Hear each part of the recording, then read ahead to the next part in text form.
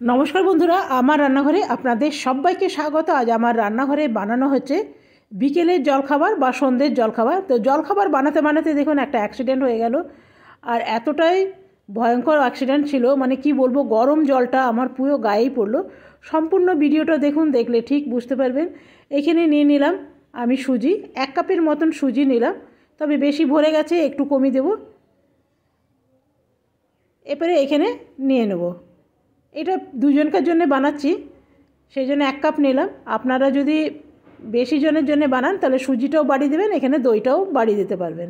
আমি দুজনকার জন্য বানাচ্ছি, সেই জন্য 1 কাপ নিলাম দই আর 1 কাপ নিলাম সুজি। এরপরে একটুখানি ফেটিয়ে নেব।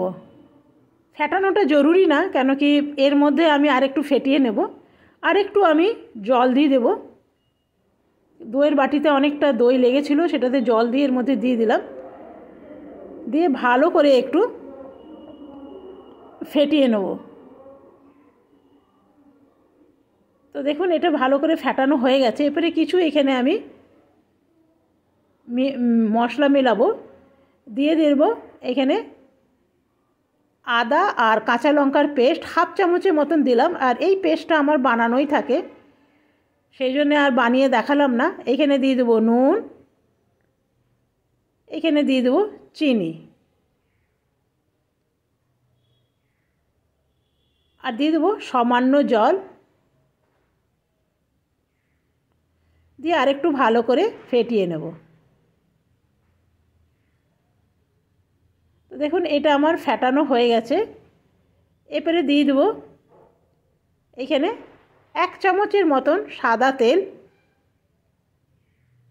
বেশি একদম দেবেন না, তাহলে কিন্তু ফেটে ফেটে যাবে। 1 চামচের মতন তেল দিলাম, মানে 1 কাপ সুজির জন্যে 1 চামচই তেল কিন্তু যথেষ্ট। এখানে আমি একটু প্লেট নিয়ে নিলাম, প্লেটটার মধ্যে একটু তেল মাখিয়ে নিলাম। আর আমি নিয়ে নেব ইনো। ইনোটা এখানে হাতে করে দিই, তাহলে আপনারা বুঝতে পারবেন। এখানে নেব 1/2 চামচের মতন ইনো। এটা পুরো 1/2 চামচ আছে, এর মধ্যে দিয়ে দিলাম।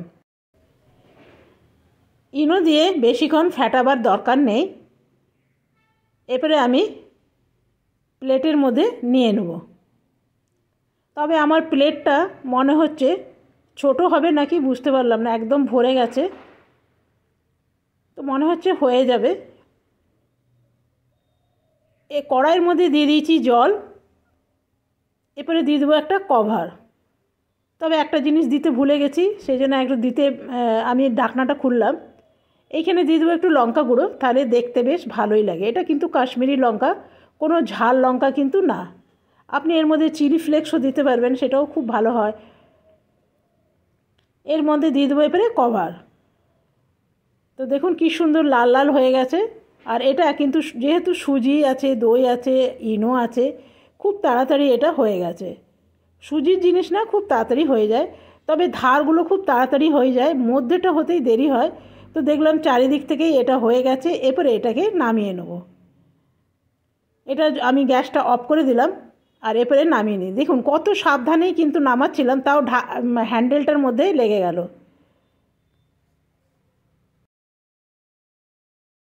বন্ধুরা চারিদিকে এখানটা জল পড়ে আর আমার পেটের মধ্যে না গরম জলটা পড়ে গেছে, এখনও জ্বলছে। কিন্তু উপায় নেই, এখন এখানে একটু ছোঁকে নিই আগে। কি করব, কোনো উপায় নেই। তো বন্ধুরা দেখলেনই কীরকমভাবে মানে চট করে মানুষের এরকম অ্যাক্সিডেন্ট হয়ে যায়। হ্যাঁ, এইটা ছাড়াছিটাই করে নামাচ্ছিলাম, তো আর ভালো করেই ধরেছিলাম। আর এই যে কড়াই যে হ্যান্ডেলটা আছে না, ওর মধ্যে লেগে গেল, লেগে এরকম হয়ে গেল। পেটের মধ্যে পড়েছে গরম জলটা, কড়াইয়ের যে গরম জলটা ছিল না, পেটের মধ্যে জ্বলছে এখন।